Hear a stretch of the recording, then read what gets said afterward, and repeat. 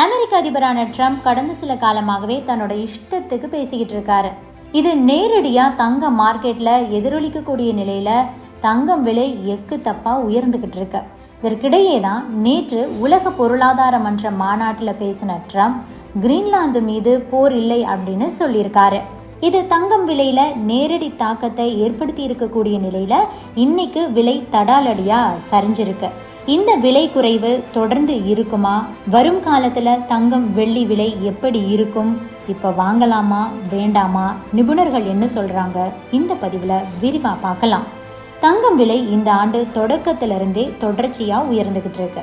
இடையில ஓரிரு நாட்கள் குறைஞ்சாலும் கூட அதற்கு வட்டியும் முதலுமா சேர்த்து வச்சு தங்கம் விலை உயர்ந்துகிட்டு இருக்கு. 20 நாட்கள்ல மட்டும் தங்கம் விலை 10% வரை உயர்ந்துடுச்சு. இப்படி தங்கம் விலை கடந்த சில காலமாகவே உயர்வதற்கு ட்ரம்ப் தான் பிரதான காரணமாக இருக்கிறாரு. அமெரிக்காவுக்கு கிரீன்லாந்து வேண்டும் அப்படின்னு சொன்னதோடு மட்டும் இல்லாமல் அங்கு இராணுவத்தை அனுப்ப போகிறேன், போர் தொடுக்க போகிறேன் அப்படின்லாம் பேசியிருந்தாரு.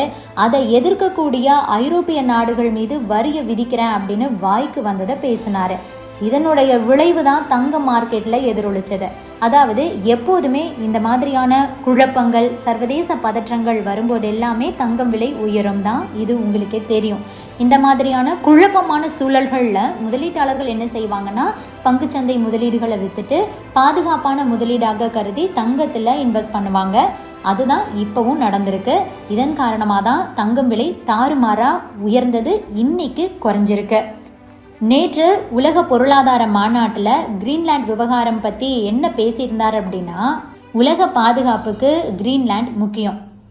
டென்மார்க்கால் கிரீன்லாண்டை பாதுகாக்க முடியாது, அதனால தான் அமெரிக்கா கிட்ட கொடுங்க அப்படின்னு நாங்கள் கேட்குறோம். நீங்கள் கிரீன்லாண்டை தர மறுத்தீங்கன்னா அதை நிச்சயம் அமெரிக்கா மனசில் வச்சுக்கிட்டே தான் இருக்கும். அதே நேரம் கிரீன்லாந்து மேலே நாங்கள் இராணுவ நடவடிக்கையெல்லாம் எடுக்க போகிறதில்ல அப்படின்னு உறுதியாக பேசியிருக்காரு. போர் இல்லை, வரி இல்லை அப்படின்னு பேசின இந்த 2 விஷயங்கள் தான் பாசிட்டிவ் சிக்னலே. இந்த பேச்சுக்கு அப்புறமா தான் சர்வதேச அளவில் பங்கு சந்தை ஏறிச்சு, தங்கம் விலை சரிஞ்சது. எனவே அதே நிலை இந்தியாவிலும் தொடருது. இன்னைக்கு சென்னையில் தங்கம் விலை சரிஞ்சிருக்கு. தங்கம் விலை உயர்வை கம்பேர் பண்ணும்போது இது கொஞ்சமான ஒரு சரிவு தான் அப்படின்னாலும் கூட குறையிறதே பெரிய விஷயம்தான். ஆபரண தங்கம் விலை சவரனுக்கு 1720 ரூபாய் சரிந்து 1,13,600 ரூபாய்க்கு விற்பனை செய்யப்படுது. ஆபரண தங்கம் கிராமுக்கு 215 ரூபாய் சரிந்து 14,200 ரூபாய்க்கு விற்பனையாகுது. அதே மாதிரி சென்னையில் வெள்ளி விலையும் சரிஞ்சிருக்கு. சென்னையில் வெள்ளி விலை கிராமுக்கு 5 ரூபாய் குறைந்து 340 ரூபாய்க்கு விற்பனை செய்யப்படுது. பாதுகாப்பான முதலீடாக கருதப்படக்கூடிய இந்த தங்கம் வெள்ளியை அதிக அளவில் வாங்கி குவிக்கிறது தான் இந்த விலையேற்றத்துக்கு காரணம். வெள்ளி விலை பார்த்தீங்கன்னா கொஞ்சம் உயர்ந்திருக்கு. 1 கிராம் 345 ரூபாய்க்கும் 1 கிலோ 3,45,000 ரூபாய்க்கும் விற்பனை செய்யப்படுது.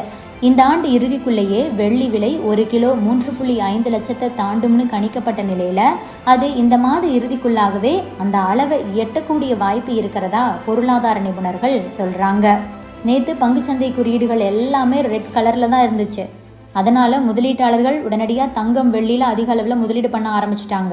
அது போக சர்வதேச வர்த்தக போர், அதான் ட்ரம்ப் இப்போ ஒரு வர்த்தக போர் நடத்திட்டு இருக்காருல்ல, அதுக்கப்புறமா இந்திய சந்தையிலிருந்து வெளிநாட்டு முதலீட்டாளர்கள் எல்லாம் வெளியேறது, அமெரிக்க டாலரோடு ஒப்பிடும்போது நம்ம இந்திய ரூபாயுடைய மதிப்பு வீழ்ச்சி அடைஞ்சிருக்கிறது, இது எல்லாமே தங்கம் வெள்ளி விலை உயர்வுக்கு முக்கிய காரணங்கள் தான்.